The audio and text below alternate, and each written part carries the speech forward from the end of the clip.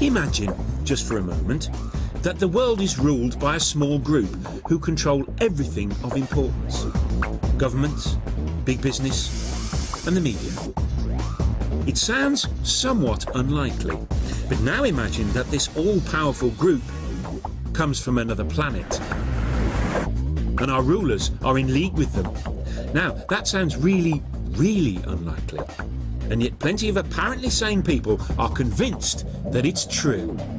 They own you. They own your emotions, and you basically belong to them. I think they would kill people, and that's on the record too. If you can control someone's sense of reality, then the human collective mind is putty in your hands. So, has someone been handing out space cakes? Or is this the biggest alien conspiracy of all?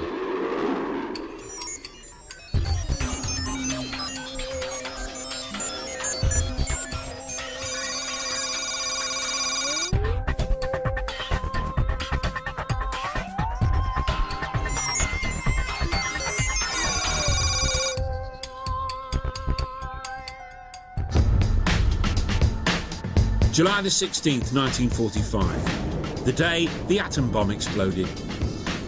Everyone agrees this was an historic day, but some people believe it was also the day an alien conspiracy to take over our planet began.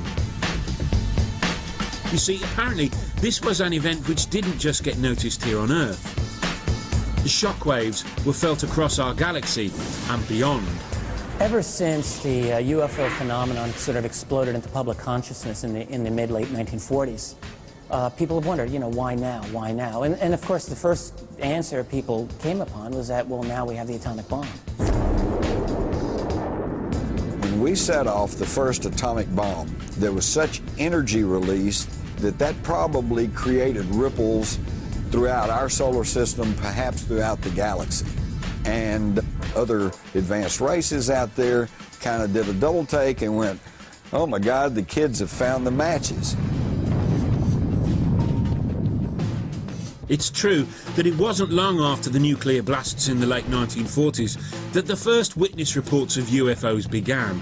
I think it was from outer space, but friendly. According to the theory, these UFOs were alien craft who had arrived as an advanced guard. They were soon making contact with our rulers and negotiating terms. And if the theory is to be believed, an international conspiracy then began to hide any evidence of this contact. It's a cover-up which is still in full swing, or so some believe. Meet Peter Gersten, an all-American criminal lawyer. When he's not suing people and doing all the other things lawyers do, he's taking on the US government. And that's because ever since he was a boy, Gersten's been fascinated by UFOs. Some people would just go out and buy a toy ray gun, but not Gersten. Instead, he has spent much of his career trying to prove that the American government has been hiding its extensive knowledge of aliens and alien contact. I was the first and only attorney ever to bring any lawsuits against the U.S. government for UFO-related documents that actually made it into court. His dogged persistence and knowledge of the American Freedom of Information laws eventually led to the release of hundreds of previously unseen documents.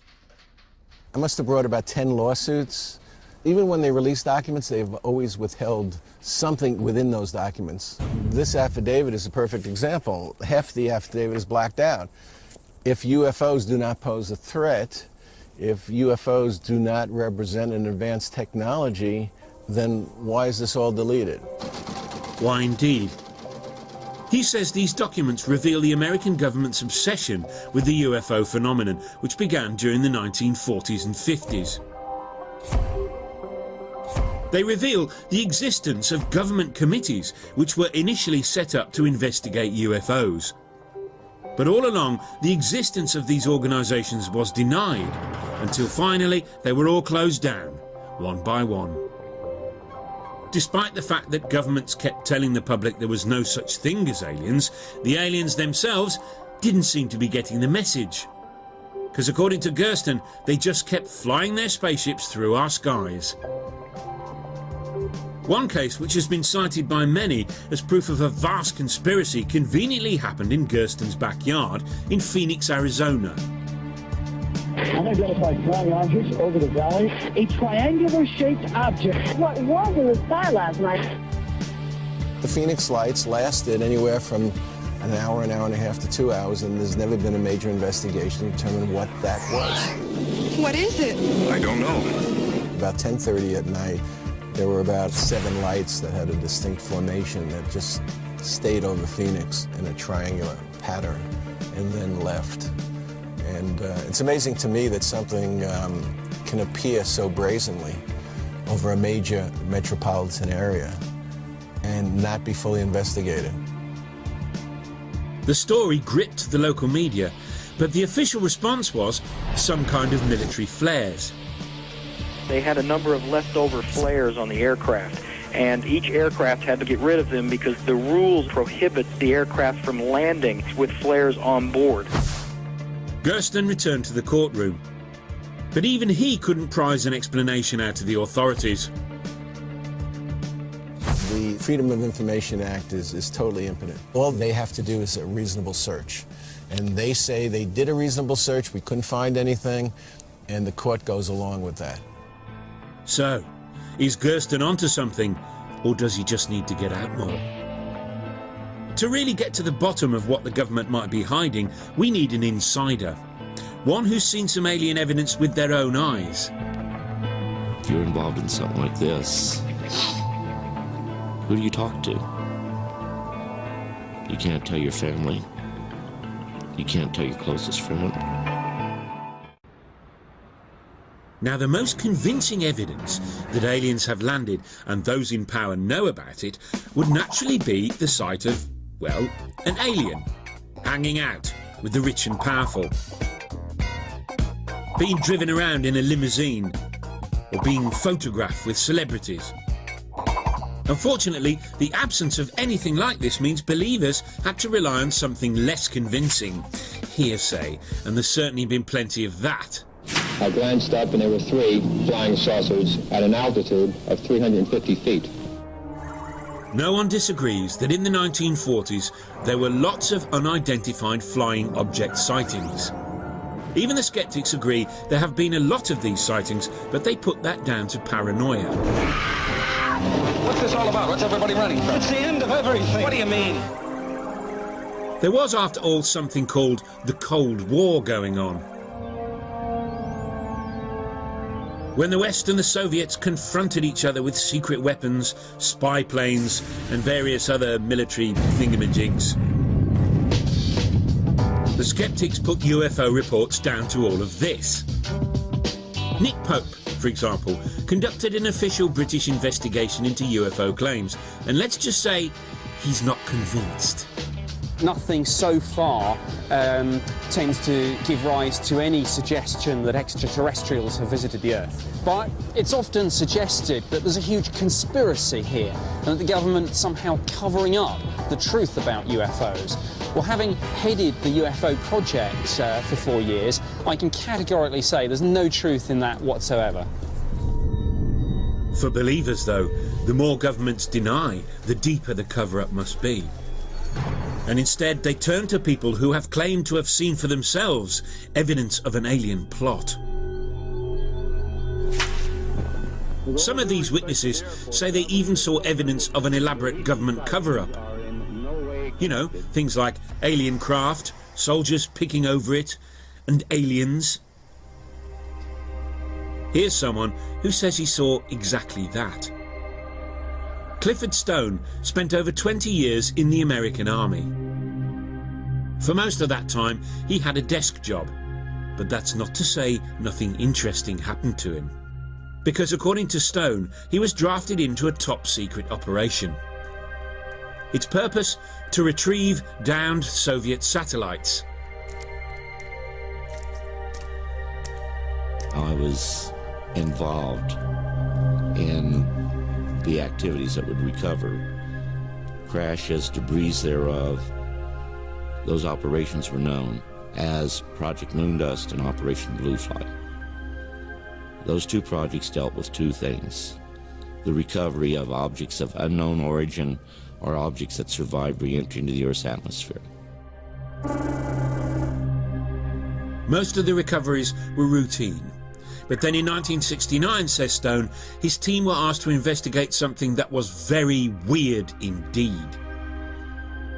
During that time, we got a call, and they stated that they needed us to put some people together because they had a plane or something that went down not too far from where we were at. When we got there, a person that I would later always call the Colonel, he was there, and he came up and he told me, he says, Specialist, I need you to go ahead, take your Geiger counter, and I want you to take Geiger counter readings and call them back to us. Well, I was asking, well, what is it? And he went ahead and said, it's some type of Soviet spacecraft that crashed. Says, now, if you get there and you see anything unusual, you need to keep in mind that the Soviets put monkeys, just like we do, in their craft.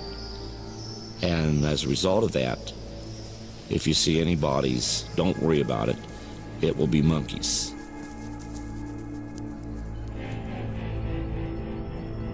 This was nothing that I had ever seen. I knew it wasn't our craft. I knew it wasn't the Soviet craft. As soon as I got to the place where I could look down, I could see where there was a little kidney-shaped door that opened on the side, and I saw one of the creatures lying out there. I went ahead and told him I needed an officer. I needed an officer to come up there, that this wasn't right. I also said, this is no damn monkey. Ever since he left the army, Stone says he's been trying to get the American government to admit to what he says he saw. The Defense Department, though, are still refusing to corroborate his story. Whatever the truth, he does seem to believe passionately in what he's saying. But it's worth remembering that people claim to have seen an awful lot of strange things. Take, for example, the family in Slovakia in 1990 who claimed to have been visited by the Virgin Mary. Or the hundreds of worshippers at a Hindu temple in the UK who swore they saw a statue drinking milk. And in Michigan, dozens of folks said they'd seen weird demonic children with melons for heads. Belief. It's a funny thing. But if by some chance Clifford Stone is telling the truth, it raises an obvious question. Why, oh why, would governments hide their encounters with aliens? What have they got to gain? Some people think the answer lies in technology, and we're not talking ringtones. Richard Dolan is a writer who has been investigating government conspiracies for over 10 years.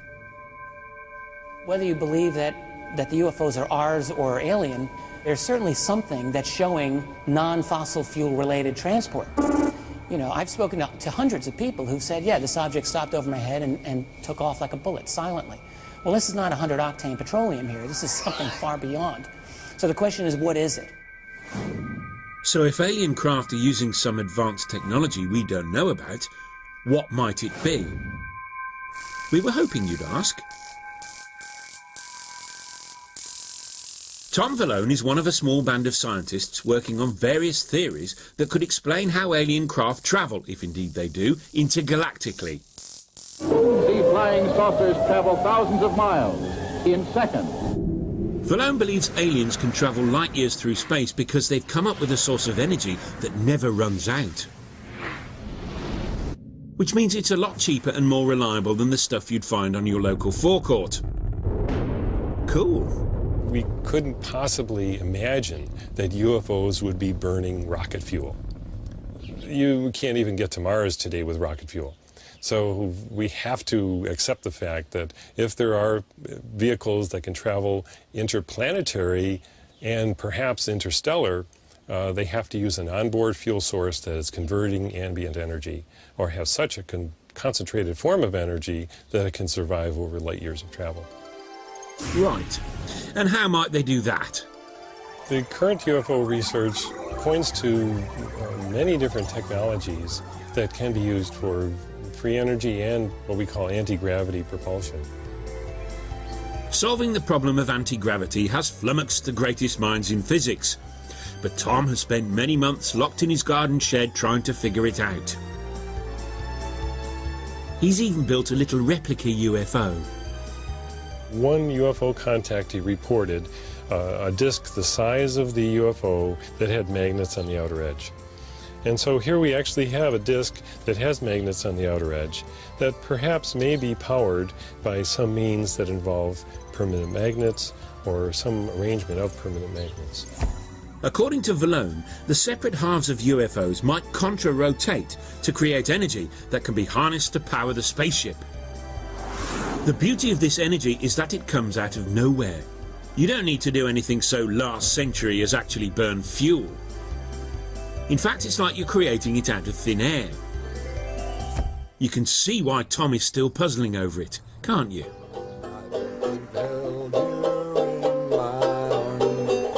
According to the alien conspiracy theory, when the extraterrestrials brought this energy to Earth, a lot of very powerful humans got very annoyed.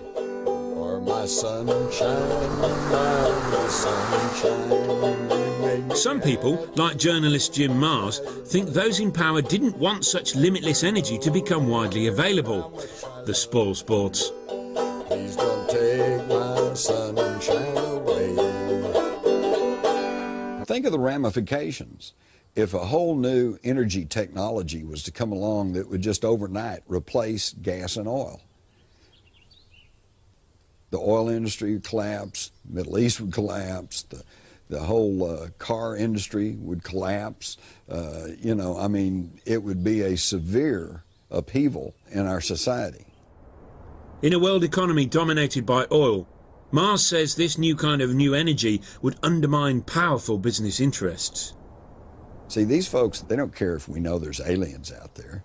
What they care about is if we know there's aliens, then we know there's alternative technologies, and this could upset their monopolies. But Mars goes even further. He says the government and the powers that be started covering all this up even before the 1940s.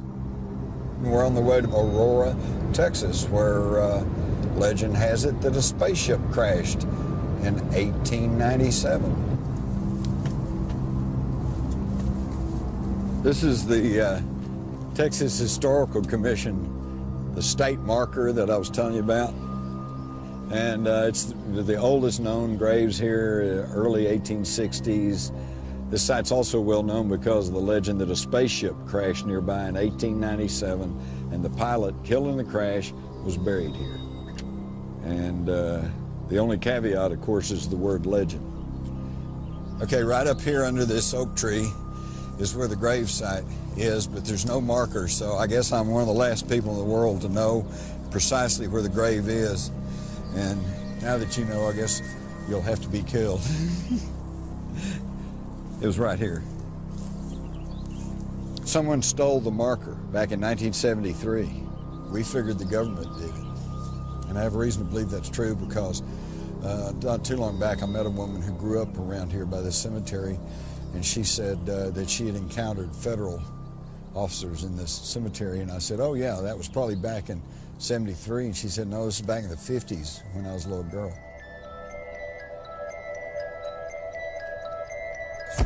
Jim's experience in Texas led him, he says, to compare notes with others across America, and he began to detect a pattern to the cover-ups. Ah, you were wondering how long it would take to get to the men in black? Well, here they come.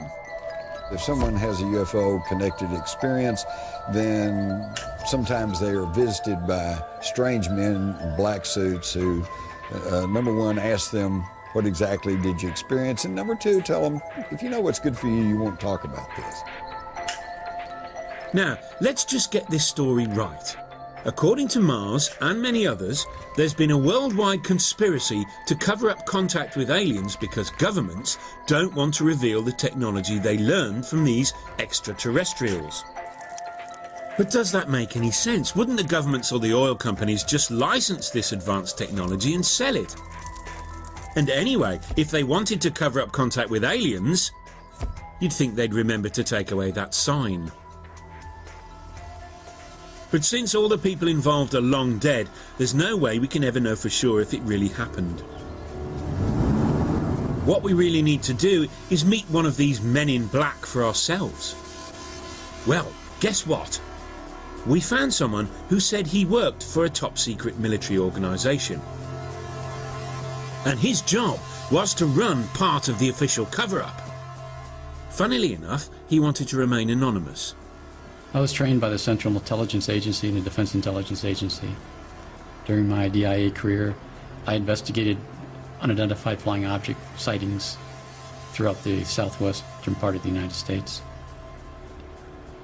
We did conduct counterintelligence operations against people that were close to obtaining the truth about classified programs.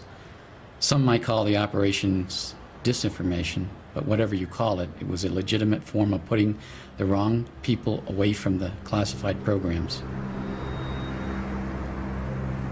This alleged secret agent wouldn't tell us exactly why the military wanted to hide their contact with aliens, although there were dark hints of a military-alien alliance, and he was happy to admit he'd met many an alien in his time.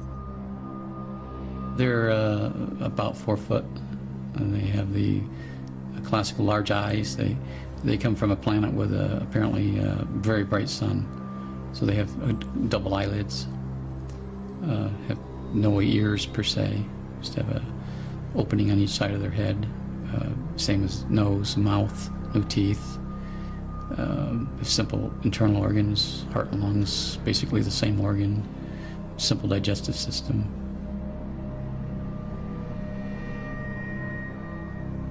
I'm not going to discuss that. There's a lot of information I wish I didn't know. So there you go, a secret agent who positively wanted to be interviewed. He refused to give us any evidence to back up his claims, and we couldn't find any either. But if he did what he says he did, how does he sleep at night? I don't have any problem with my conscience, no. Everything I did in a government service, the disinformation in this area, was all legitimate. It's sanctioned operations that I was told to do. I did my job, and I did it well. These guys, they're unofficial. They don't exist within the official framework of our society. These agents charged with studying UFO phenomena and so forth. They're outside. Okay. Maybe Agent X is telling the truth, and he's a man in black. If so, we've stumbled on a scoop. So when did the cover-up begin? Maybe aliens didn't first land in the 1940s, or even in the 1890s. Because maybe, just maybe, aliens have been here for a long time, and when we say a long time, we mean a very long time. They've been running the world since the year dot. And they've kept it very quiet indeed. People want to laugh and say it's impossible. Well, please be my guest, I don't care. But if you're interested in what's happening in the world, this is a phenomenon that needs looking at, because there's something to look at. So, we've had top-secret government committees investigating the presence of UFOs in our skies. We've had secret military operations to retrieve downed spaceships and their alien pilots. We've had sinister government agents terrorizing the public. But in terms of a conspiracy, this is just the tip of the alien iceberg. I woke up, and mere inches in front of my face, there he was. And I was really freaked out. This is a very rare opportunity we're looking at. Implants are rare. Because according to some, the aliens have not only landed, they're actually running the world. What? Yes. Here's a man who believes it. David Icke. Icke regularly speaks to packed-out audiences, spooking them out with the full implications of his theory. The power that these guys I'm going to talk about in detail today use to manipulate, control, and slaughter many of us, increasingly so, is only the power we give away every single day. He hasn't always been a full-time conspiracy theorist. In fact, he started as a soccer player and sports commentator on the BBC. Kenny Dalglish of Liverpool and Scotland. But all along, something was troubling him. When I was a kid, I had this feeling, I couldn't put words to it, I had this feeling I had something to do. And when I started being quite good at football and went into professional football, I thought that must be what it is. But there was something missing. I couldn't put words to it. I felt unfulfilled. Ike looked at the world and there was something wrong with it. At first he couldn't work out what it was, but something under the surface was amiss. International poverty? Global warming? The capitalist system? No, something deeper still. He became convinced that everything that was wrong with the world could be explained by one overarching idea: that a small, ruthless elite had taken control of our planet. It's claimed it is made up of a highly secretive group of families who exercise absolute control over world politics and economics. Its name? The Illuminati. Well, the name Illuminati comes from the phrase the illuminated ones, which is extremely appropriate because they are illuminated into knowledge that they keep from the rest of the people. Ike was convinced that these families were no ordinary power-crazed tyrannical elite. Oh no. There was just one small detail which distinguished them from the rest of us. What I've done is ask the next question, which is, where did the Illuminati come from and who controls them? And you go back into thousands of years BC and you start to pick up another common theme, which is of interbreeding between humans and a non-human race. I am from another planet outside your galaxy. I'm sorry, I just don't understand. Ike claims thousands of years ago aliens arrived on Earth and probably interbred with the leading families of ancient primitive societies, creating alien-human hybrids. These hybrids and their descendants control the planet and everything on it. And if that wasn't scary enough, Ike says that they live in disguise amongst us, they live for hundreds of years, and they eat human flesh. Nobody's perfect. And in case you've been wondering, their sacred symbol is the pyramid, which is why, according to Ike, it's no accident that pyramid-shaped buildings are found from Mexico and Peru to Egypt and ancient Babylon. And how do we know about these guys? Well, according to Ike, this most top secret of secret societies uses special codes to communicate, using their own sacred images of the pyramid. On the dollar bill, you have an ancient Illuminati symbol, which symbolizes perfectly what I'm talking about. It's the pyramid structure, and at the top you've got the all-seeing eye, the capstone of the pyramid, the illuminated ones, illuminated into knowledge they keep from the rest of the population. Now, quite why the most secretive beings on the planet use the least secretive place to communicate, no one seems to know. Such details haven't stopped David Icke selling thousands of books, although there has been criticism of his use of the word Illuminati. The same term was used in the past by right-wing extremists to describe a worldwide conspiracy run by Marxists, Freemasons and Jews, and some have claimed that he is just tapping into old extreme paranoias. So who are the alien-human hybrids, and how would we spot one if we saw it? Well, apparently they include George Bush, Tony Blair and even the Queen of England. And we thought she was just German. Apparently they are all descendants of the original alien hybrids. What you have, in effect, is the Illuminati families being the genetic representatives on this planet of these serpent gods. Serpents? Yes, the aliens who came down to Earth long, long ago didn't look like the Queen of England. In fact, they were serpent, lizardy sorts. And even when they interbred, the old reptile bit just wouldn't disappear. Well, I think the answer to why reptiles is why not. It's just a form through which people express themselves, or entities, consciousness expresses themselves. The Illuminati cover up their reptilian nature with a human disguise. But occasionally, though, the effort of hiding their slithery selves becomes too much, and the mask drops. Let me see you as you really are. People find it difficult to perceive of a two-legged reptilian entity with what we would call an intelligent mind. But I have talked to hundreds and hundreds of people all over the world. I've been to more than 40 countries researching this, who have told me the same basic recurring story of seeing people, often in positions of power, but not always, change from a human into a reptilian form and then go back again. Sometimes it's for a few seconds, sometimes it's for longer. Icke's theory has turned him into a superstar in the conspiracy world. But some more mainstream ufologists are skeptical about his theories.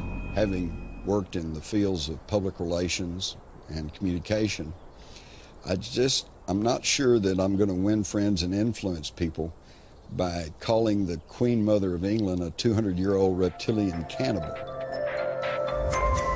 Whatever the truth, there's no doubt that Icke has tapped into something which people have often felt, the sense that their lives and their society are not under their control. But it's arguable whether those fears are calmed by imagining the world is run by lizards. Icke's theory that lizards are in control has had one notable effect. Whereas 20 or 30 years ago, alien sightings tended to be all about little green men, alien sighting stories have now begun to change. Now lizard sightings are all the rage. Mona Kempka, for example, is a fan of Icke. She's read all his books. And rather coincidentally, she has also seen lizards. They come visiting. My name is Mona Kempka. I'm 55 years old. I've been a psychiatric nurse for 30 years. I've lived alone for the last 10 years. 12 years ago, Mona had her first reptilian experience. In 1994, a reptoid appeared in my living room.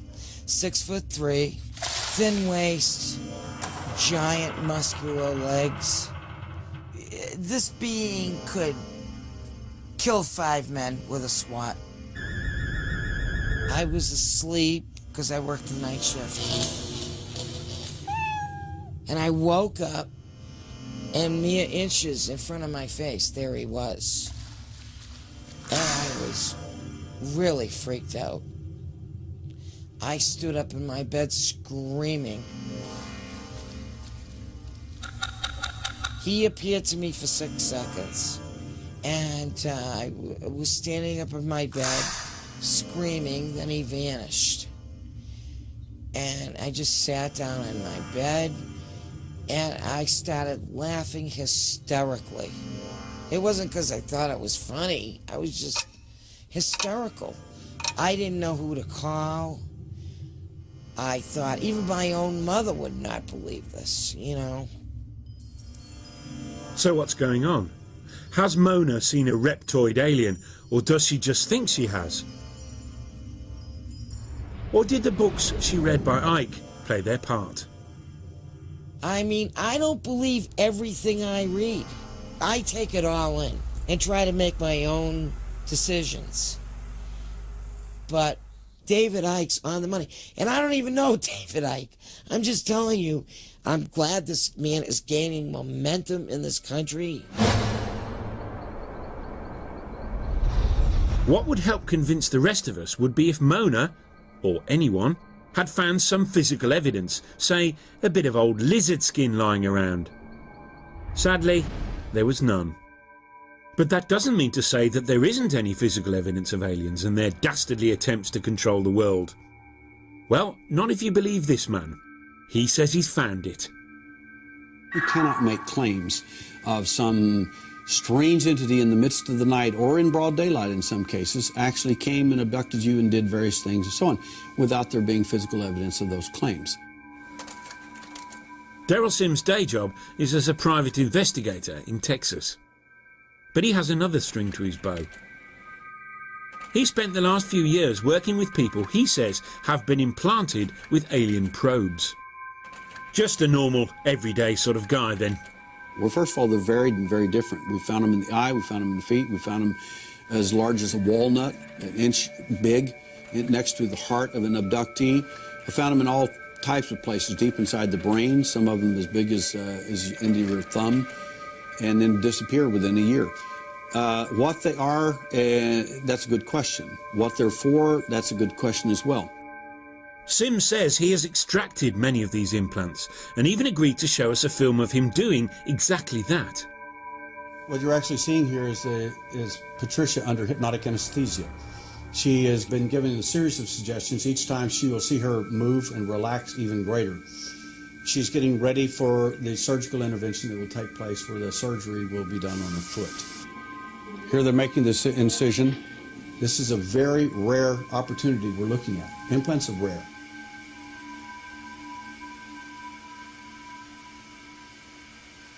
The surgery has taken over an hour. They can't find the object that they found so easily on X-ray.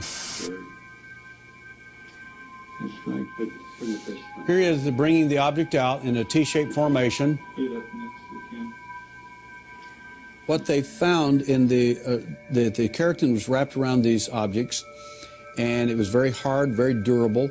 It showed no signs of inflammatory response. In other words, this object was not treated by the body of Patricia, as an example, in any way as if it were a foreign object.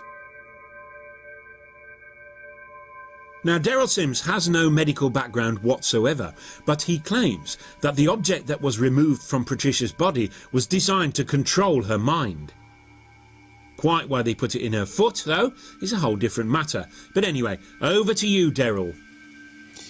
My thinking is that the side effects of these objects, it seems to us, based on preliminary findings, is that levels of serotonin, dopamine, neurotransmitters in effect, have been altered in some of these abductees.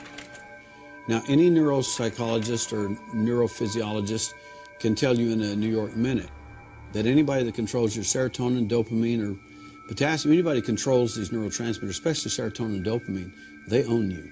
They own your emotions, and you basically belong to them. Daryl didn't allow us to do any tests on the little implant, so we can't say for sure what it was. And why a secretive alien could have been so easily outwitted by a Texan private investigator is anybody's guess. What we do know is that Daryl isn't entirely objective. I became aware of the alien entity in 1952 at age 3.5 in an abduction scenario. And then what really threw me into high gear into full-time investigations in this phenomena is my son got abducted at age 6. Then at that point, for me, I could live with my problems with the abductions. But when you come after my children, now it's personal. Alien lizard gods feeding off our own mistrust and fear. Alien implants that control our minds. Powerful alien human hybrid families that run our world. Blimey. But one question keeps nagging. If some people are seeing aliens, why aren't we all? Perhaps the answer, unnervingly, lies in modern science. People are starting to realise that the world is not just a little bit different to what they thought it was. It's actually nothing like they thought it was. We've come a long way in our understanding of the UFO phenomenon, but we still don't have a definitive answer. In the 50s, the big question was, do they come from Mars or do they come from Venus? By the 90s and today, we're even more sophisticated, and the question today becomes, do they come from another dimension? Most sceptical, rational people will never believe that aliens control us and our planet without some conclusive evidence. But what if it was impossible to come up with evidence? Because the way we see the world is itself flawed.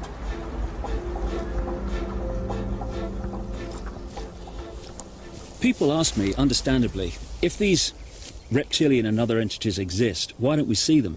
Well, it's to do with frequency. For instance, if I turn this radio on, I can get a station. If I move the dial, suddenly I've got another radio station. Now, the one I've just moved from hasn't ceased to exist, ceased to broadcast. It's continuing to broadcast, but I'm not tuning into it anymore. And so what we are in this so-called physical reality is we're like radio sets that are tuned into a particular reality. These reptilian entities and others appear to have the knowledge of how to move between dimensions. We are invisible, Adam Penner.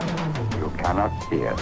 That's very simply what's going on. It's not some great mystery. It's actually very, very simple. According to David Icke, the aliens have mastered some new technology which allows them to move from our visible world to mysterious, invisible dimensions. Convenient. Oh yes. But why stop there? It's equally possible to claim that a whole host of weird stuff is hiding out in hidden dimensions. Ghosts, werewolves, Elvis, and they'd all be impossible to disprove. Surely this must rank as the weirdest alien cover-up theory of all. Well, not quite. Nick Bostrom is Professor of Philosophy at Oxford University, which means he's been doing an awful lot of thinking, the brain box that he is. We know a lot about what's before our noses, but the big picture, people think they know, but they really don't. They just make it up. And Bostrom has been making up some cool theories of his own, and one of them's about aliens and computers. Now, 40 years ago, Earth computers looked like this. Today, they look like this. A tiny laptop now has more power than the biggest computers used to have. And our computers keep getting more powerful and quicker. Bostrom thinks, though, that all this is Stone Age compared to what alien computers can do. In fact, their computers might be so advanced that he thinks we might all be living in them. Just like the Matrix. So one of the things that a technologically mature civilization would have is enormous amounts of computing power. By using a millionth of its computing power for only 1 second, they could create a simulation of all human minds that have ever lived. And according to Bostrom, maybe virtual reality simulations would be so convincing that we might actually be living in one. So could we all be trapped in an alien PlayStation? We are almost certainly living in a computer simulation, meaning that all this world that we see around us, everything we experience and everything we do takes place in a virtual simulated reality that is implemented and running on a computer built by some technologically extremely advanced civilization. I have come to feel that we live in a kind of matrix-like world. The question is, how far does this simulation go? I don't trust anything in this reality. I think it's an illusion. It's a holographic reality. It's a product of somebody's technology or something's technology. So anything is possible. So there we go. For a century or more, people worried that aliens might leave their own planet and come and conquer ours. This fear spawned a series of elaborate conspiracy theories.